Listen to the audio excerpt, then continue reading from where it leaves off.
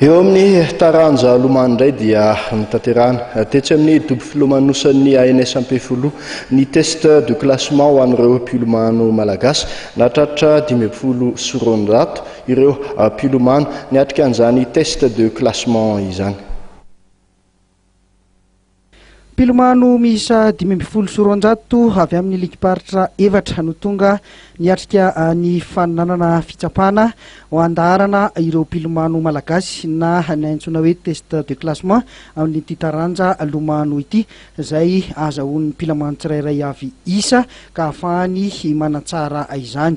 Ka androany ariva nanomboka tamin'ny 2 ora no tanterahana tetsy amin'ny ANS-AMPFolo ny fananana. Mitondra fanazavana mikasika indrindra izay ny tale teknika nasionaly Vola Razafindrainibe.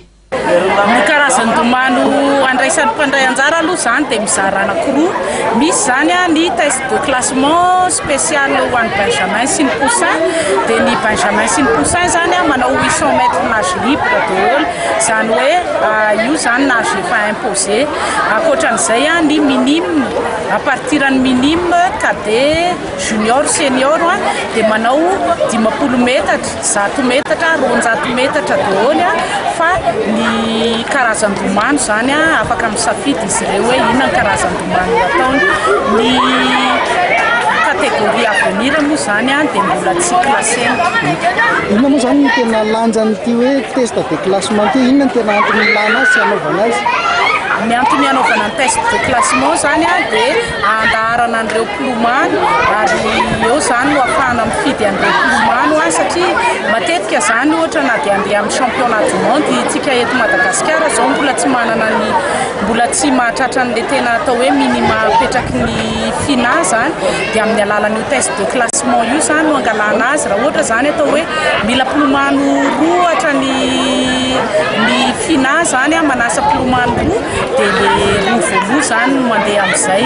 Dia le test de classement zany no mila ovaovaina renouvelena foana zany avaozina mba ahafahan'ny ankizy koa amin'izay mampitombo ny entraînement ataony sy mandanjalanja ny toerany koa ahafahana manao ny évaluation an'ireo mpilomano koa aiza ho aiza tamin'ny farany dia nakaizandray amin'izao fotoana izao. Dia marihana fa isaky ny test de classement, dia rehefa misy test de classement vaovao zany dia maty le teo aloha. Fa afa-tsy ny kategoria benjamin zany amin'ity izay azo atao hoe formule vaovao natao amin'ity amin'ny politika napetraka moa zany le hoe ny kategoria benjamin sy poussine zany iezahana mba hoe atao miavaka mihitsy manana traikefa maro amin'ny discipline rehetrarehetra sy miala virana rehetrarehetra.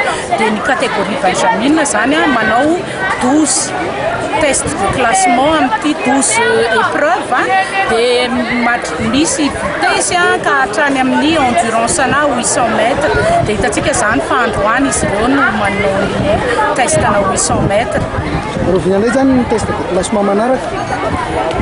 Ny test de classement manaraka zao dia amin'ny 17 janvier. Mity kosa ny fandaharam-potoana ho an'ny fédération malagasy ny taranja lomano Andriamatoa Ramanantsoa Gabriel. Raha ny fandaharam-potoanan'ny fédération zany aorianan'ity test de classement voalohany ity dia ny coupe de Noël izay karakaraina eto amin'ity filomanosana eto AMPFolo ity ihany. Zay no ho an'ny fédération.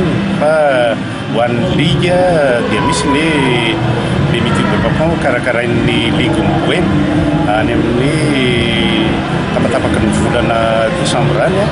Dia eo koa ny meeting de Lausanne andien izay mo tsara marina fa efa napetraka ho an'ny club tanteraka ny fanomanana sy ny fikarakarana ny fandehanan'ireo atlety reo makany. Fa ny fédération dia manampy fotsiny amin'ny atao hoe eo amin'ny administration angamba amin'ny lazantsika azy.